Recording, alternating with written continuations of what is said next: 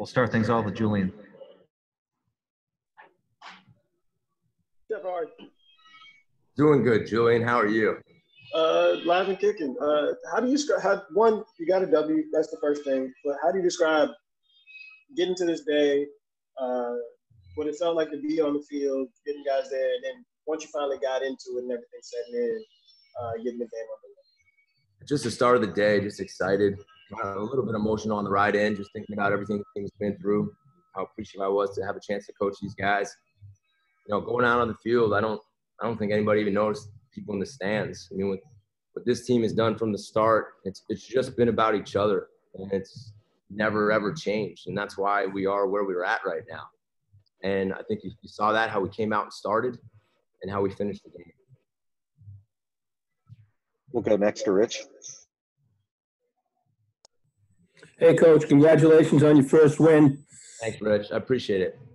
Just talk about 5 turnovers, 2 inside your 5. It was really a defensive effort that won the day for you guys. Yeah, I think it was a team effort, but defensively, I mean, again, Rich, it just goes back to that's who this team is. The backs are up against the wall going into the red zone. You know, we bent a little bit. We got tired a little bit.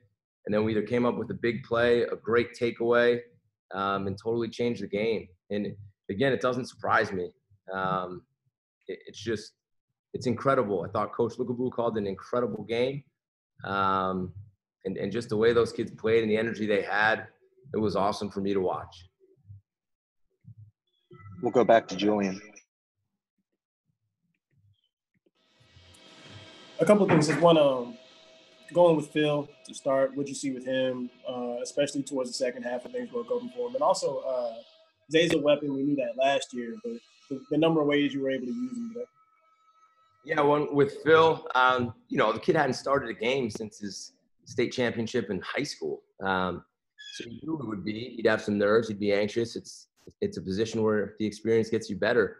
But I had no doubt. I told him at halftime. I said, just go play, man. You're doing a great job. After every step we seemed to pick, I said, hey, no problem. Go play. And look what he did in the second half. I mean, he hung in and he made some plays and he made some throws. And I think he showed all of us the potential that he has. Just really great to see that and really proud of him. We'll go next to Trevor Haas. Hey, Jeff, Hunter Long, really solid game. Just what do you see out of him today? That's what I saw in practice. He blocked well, caught the ball when it was thrown to him, turned it upfield. The one-handed catch with the guy draped over him was awesome. But it's what I was hoping. He's a complete tight end, and he has a chance to be one of the better ones in college football. We'll go next to Emma. Hey, Coach, congratulations. Thanks, Emma. So obviously you picked Jurkovic for your starter. What were some of the factors that went into that? Like, how do you pick him over Grosel? What were the decisions into that? 2 great choices. We just felt at this point Phil gave us the best chance to win. Everything we saw in practice, but not to slight Dennis at all. I mean, that guy was so locked in the game. He's another special guy. So just we felt Phil gave us the best chance to win this game. Just to follow up on that, do you think that he fulfilled all your expectations for him? You know, I don't know what my expectations were for him. And truthfully, I didn't have many expectations other than playing hard, playing for each other, and enjoying the moment today. And that's all I talked about. I didn't talk about Duke much all week. I didn't talk about playing a great game. I told him to go out there, and I said, I truthfully told the team today, you can't fail. Everything you've just been through, go play. There's no failing today. Just have fun and go let it rip. And they did. We'll go back to Julian.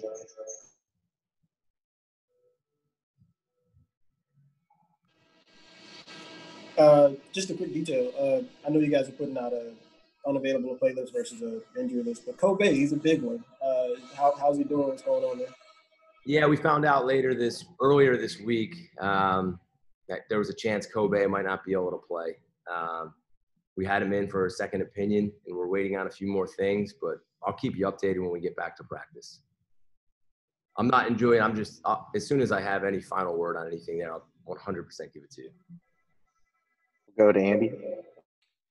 Jeff, first of all, congratulations. I know there was a lot of shifting with the offensive line going into week 1 from last year's unit. What led to that decision? What did you see from the group today, especially in the second half when they started to get things together?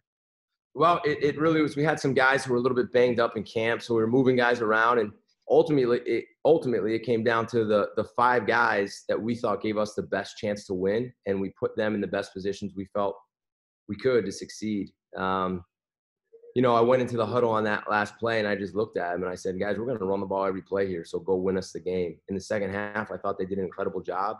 I thought the Duke defense did a really nice job of showing us a bunch of different pressures and a different bunch of looks, and they got some pressure on us that I know we'll fix. I think Coach Applebaum does a great job, and I thought Duke's defense did a really nice job today. But our offensive line, I thought they really stepped up in the second half.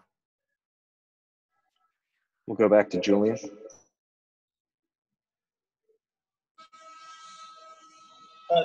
I know you already kind of talked a little bit about kind of what you tell guys, but like, are there points where you look out, like you said, there are no fans, but there are cardboard cutouts, there's music, there's entertainment. Like, how do you get guys prepared for this environment, even though you've kind of been trying to prepare them for this since June, essentially, you know? You keep it about the team, and you keep it about each other. The same way we've had 2,500 tests and haven't had a positive. You look out for one another, and you take care of each other, and you bring juice with each other. This game's not about anybody else. It's not even about me. Today it was about the team, and it was about them, and they went out and played. And I don't think our guys noticed. I think they had a blast on the sideline. They had a ton of energy. They never, ever looked down. And it's who this team is. We're going to have our ups and downs, but it won't matter as long as the process is right and we stick together and we do things the right way. We'll go to Dan. Coach, 5 turnovers. I know that the defense, it seemed like that when they were tackling, they were doing a lot of ball hawking, and when they were tackling, going after the ball. Is that something that you train, or is that something that you notice and try to reinforce? And how do you get them into a position where they can make those kind of plays? Well, it's something we talk about as a defensive staff every single day. Attacking the ball and eliminating explosive plays is were the 2 things we talk about. We drill it. We do it every day. We stress it in practice. We have winners and losers in training camp and in practices of who gets the most rip attempts, strip attempts, trying to knock the ball out. And you know how you really do it? You run to the football and you get multiple people around the ball and you get them to think about it nonstop. Because if you can take the ball away like we did today, we're going to win games. We'll go next to Kevin. Hey, Coach, congratulations. Thanks, Kevin. So that last drive, 14 plays, about 8 minutes. Closing a game out like that, how big is that? Incredible. I love being on the defensive side when I was a defensive assistant on games like that. I mean, that just, again, it says a lot about our O-line and our backs and Phil and our staff. They just, at the end, we were tired, guys. Like, we were rolling guys. If you guys saw on TV, we were rolling everybody we had. I mean, we haven't played a game. We hadn't been able to practice exactly like we wanted. We probably played more people than I've ever seen in a football game in my whole life. And they were more tired than we were at the end. And our O-line got after them. And that's when I looked at them, I said, just go end it. And they did. And just the procedure of taking the clock all the way down, that's where I feel like you guys probably don't notice that, but just to do that and not panic and slow it down. What a drive by the offense. Great job by our offensive staff. We'll go back to Emma. So Dan was just talking about those 5 turnovers that you guys forced, but you only got 6 points out of that 2 field goals. So how do you revisit that in practice this week when you get a big opportunity like that? Yeah, you got to score. You got to score in the red zone. If you do get the ball there, you have to do everything you can to score. But at the same time, we got points, right? And it wasn't the 14 that we would have hoped for, but we still got points. So it's 6 points that we needed, and luckily this time it worked out well for us. But that is definitely something. When we get that chance to really end it, we got to score. We got to score touchdowns. We're going to take 2 more questions first with Andy. You started the game by forcing 2 3-and-outs on Duke's side, and Marcus Valdez was a big reason why. Do you feel like he set the tone for the defense today?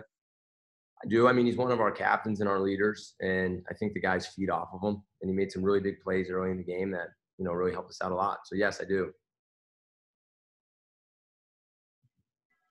And we'll wrap things up with Dan. Coach, I think back to your first press conference that you gave us when you introduced the head coach, and you talked about thinking about the people who voted you or the list that you kept or some of the things that you said back then. to reach your first game as a coach, to win your first game as a coach. I know you talk about the players, but for you, how personally satisfying is it?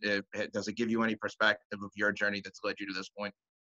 I hadn't thought about it, and maybe I will tonight on the plane or when I get home.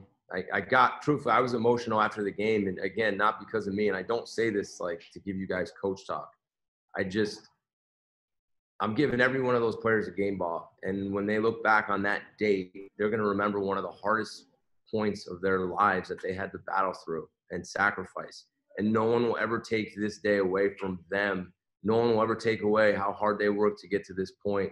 And it's so much bigger than just coming here and beating Duke. And this day will forever be about this team and what they did to get to this point. And I'm greatly appreciative. And before I go, I got to say, talking to Coach Cutcliffe before the game, class act, been here for 13 years, someone that I will constantly talk to for advice. And he had a great game plan. I thought their staff did a great job. Their kids play hard, and that's a good football team. But what a special coach and what a great career he's having.